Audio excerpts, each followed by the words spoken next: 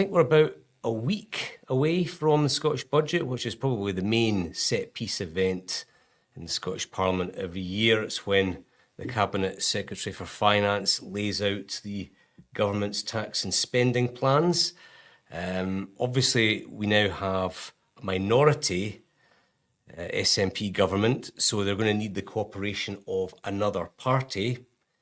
The realpolitik of it is that it's going to have to be either the Lib Dems or the Greens, because the Tories and Labour are just not going to ride to the rescue. I don't know what you both think, but it just seems to me that this is not going to be an austerity budget. It's not going to be a cuts budget. So I think that's when he's going to get it over the line somehow. He needs a couple of abstentions. He doesn't need another party to vote for it. Simply abstaining would be enough.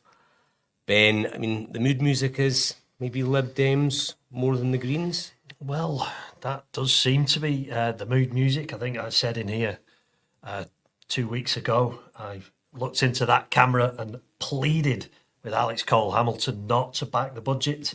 It doesn't seem to listen to me, so there you go. It does look as though talks continue.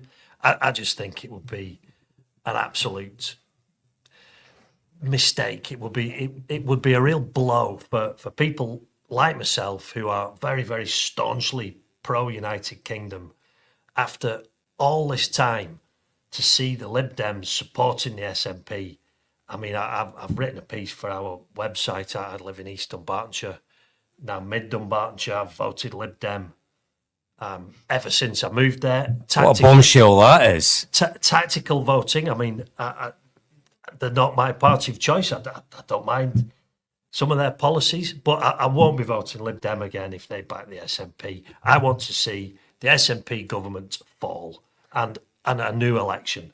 And Alex Cole-Hamilton says, oh, but there would be emergency measures and public sector workers wouldn't get paid if the budget doesn't pass. We've got till April next year to resolve this.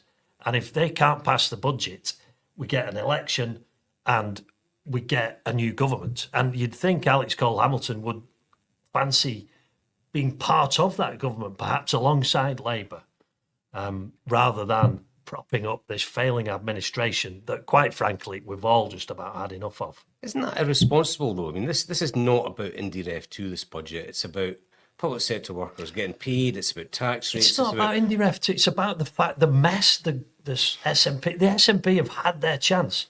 We're on our third First Minister of this term. They've had the chance. It's time for them to go, and the sooner the better. And I think an awful lot of people out there will feel the same, and they will not appreciate. The opinion polls are looking pretty good for the SNP just now, though. I mean, if that's your goal, which is toppling the SNP and getting a pro-UK administration, then the opinion polls are looking pretty good for John Stoney. Well, they're looking okay. I think they're still showing that it could be a hung parliament, which means that a pro-UK alliance will seal the deal.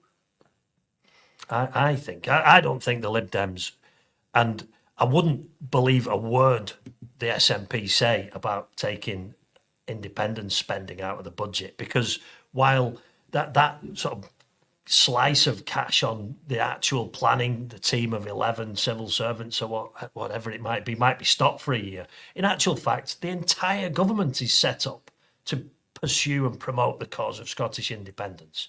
So stopping that won't do a thing to actually derail the SNP. What derails the SNP is getting them out of power. And that should be the goal of all the opposition parties at Holyrood, in my opinion.